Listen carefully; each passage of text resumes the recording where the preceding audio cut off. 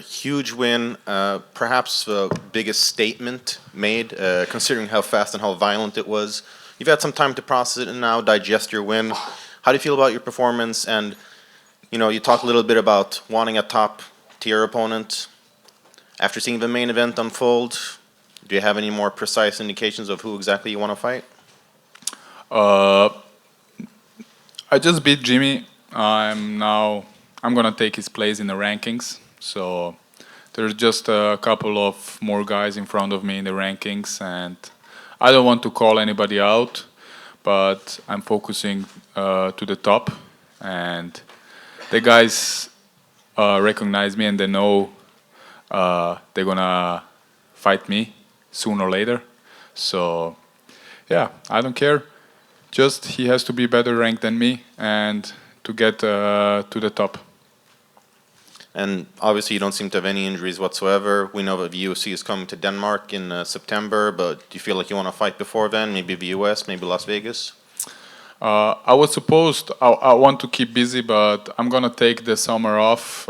This is my third fight in 1 year, so I'm gonna take the summer off to be with my wife. She's pregnant. We're gonna get a baby boy in September, so I have to be a little bit with my family. But I'm gonna keep training hard and improving all my skills to be to getting better and better and to show in the next fight that I'm a better version than today. And much like Makon Amerikani, who represents both, Kurdish people and Finland, you also represent the Balkans and Austria. Yes. How are those local MMA scenes growing, and how much do you feel that you have impacted those MMA scenes? Oh man, I get a lot of support from the Balkan, Yugoslavia, like Serbia, Bosnia, Croatia, Slovenia.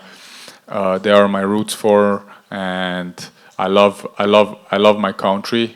But I live in Vienna, Austria, and I raised there, and I start my career there. And my dream is to bring UFC to Vienna, or even to the Balkan, to Serbia, Croatia, like Gustafsson does it for Stockholm. He made MMA popular here in Sweden, and that's what I want to do in my countries, Austria or on the Balkan. And final question, you mentioned Gustafsson. Perhaps you also saw he had seemed to announce his retirement tonight. What's your impression of Gustafsson as a fighter, and is he someone that you perhaps have taken inspiration from in your career? Of course, I know Gustafsson for a long time. I'm following his career a long time, and I was training with him 4 years ago, just a couple of days. He was, I think he, no, I think he's one of my idols, and he did he had a great career. The fight against John Jones, the first fight, and the fight against DC was amazing, and nothing just of respect of Gustafsson, and yeah, he chose to retire, and he knows what's good for him, and yeah, I like him. Alex, ahead of this fight, you told me that you would make a statement and the world would remember your name after your performance. Do you feel as though you've done that? Absolutely. I've been working so hard for not just for this fight, for every fight, for my whole career. I've been working for this, and this is my place, and I'm born for it, to be a champion one day. Did you expect such a devastating knockout? I mean, I think it shocked a lot of people what you did in there tonight. Of course, I had a lot of fights in kickboxing, and I knocked many people out with that kick. And also in my last camp, I knocked some guys out with that kick. And I've been training this all the time, so I'm not surprised. I knew it. I thought I would think to do it in the second round, but it happened in the first. Yeah. Hi, You're welcome. down here. Hey. You've trained before with Jimi in the past. You just said there about that head kick. Did you know that opening was going to be there? I was training with Jimi 4 years ago, but we just trained a couple of days here in Sweden in the All Stars gym, and I was like, I was a kid. I mean, I was growing in these 4 years. I was growing and getting better and better. But every time I go to sleep, I think about that fight, not just about this fight, about upcoming fights, and I visualize every combination I'm gonna throw, and this is one of my favorite combinations, to fake the takedown and come with the right uppercut and the left high kick. And it's nothing new to me. I did it a couple of times, and yeah, I have to now I have to think another combination to surprise my next opponent. This was your first ranked opponent, number 11. Yeah. You obviously said there about taking his place and fighting someone else in the top 10. But what do you see in your future? How long do you think it would take you to get to the top of the division?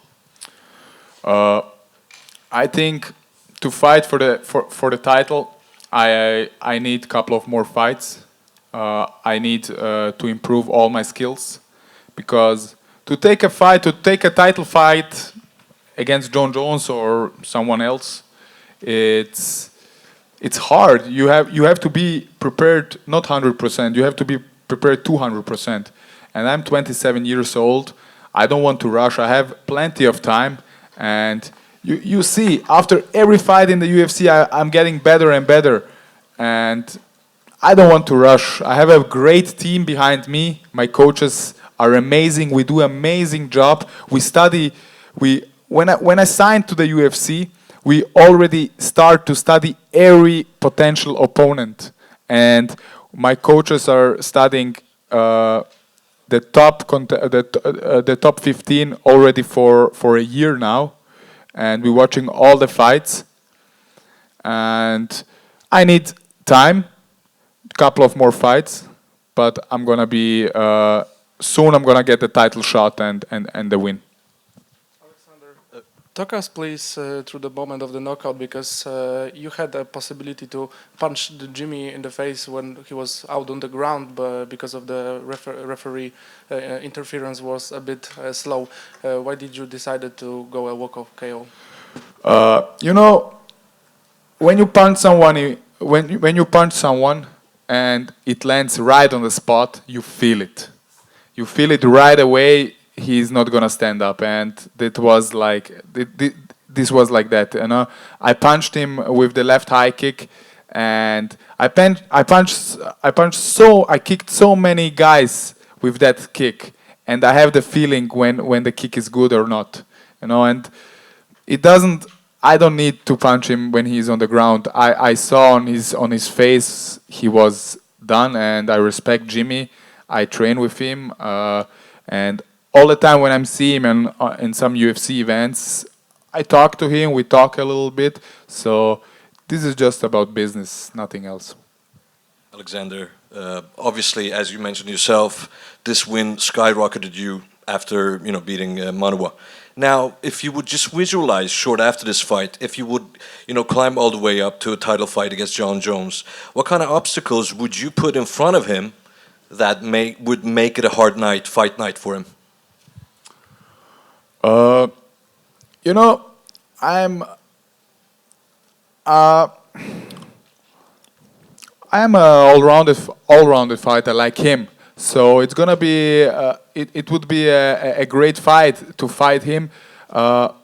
I study. I mean, I watch John Jones for a long time, and I think. For now, what I can say now, the advantage I have over him is my footwork and my speed on the punches. I think I'm much faster than him, and I have more power to finish a fight with one punch and the footwork. And finally, from me, Croatia, Yugoslavia has had great fighters. Crow Cup in the past, obviously. And Miocic, to just mention one of them, and all of a sudden you boom banged yourself on high, skyrocketed yourself to the rankings. Are you being compared to one of these Balkan fighters?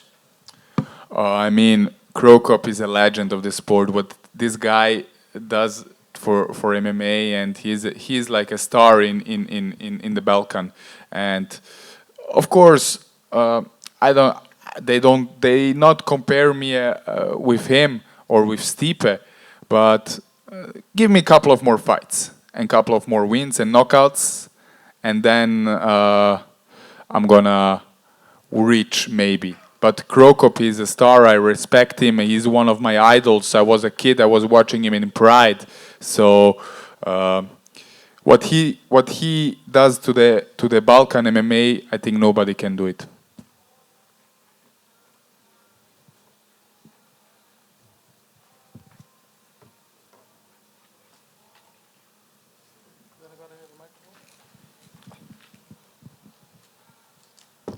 Alexander, are there any prospects from the Balkans, the young MMA fighters, would you recommend UFC to sign with?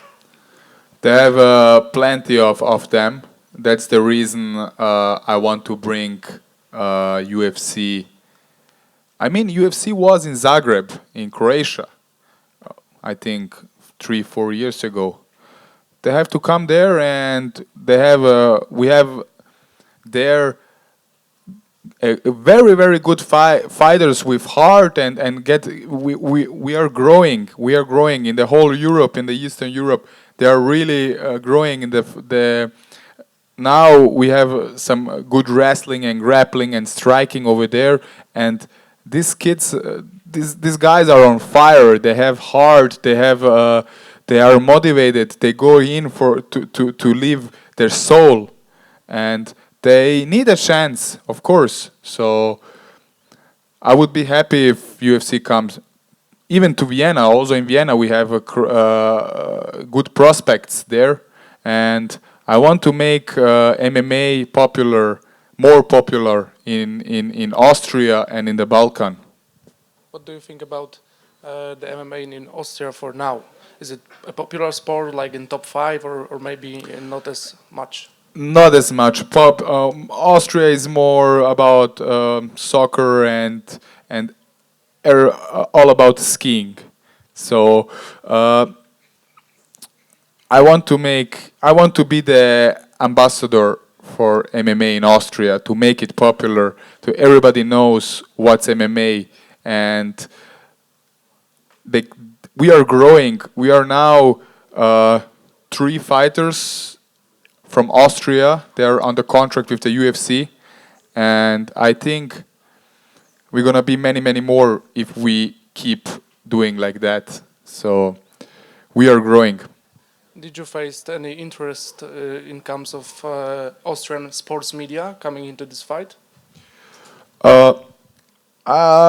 I was like a little bit surprised because they didn't support the MMA so much, and that makes me a little bit sad. I was talking to my coaches, and the Austrian media makes me really sad because I just beat the top contender, and I am now a problem for the division. And there are a couple of guys and couple of media there who is interesting in me, but they can be a lot of more. Have you got any direct message for them after this win? I hope they open their eyes and realize MMA is a sport and not just a brutal fight. Thank you for me. You're welcome.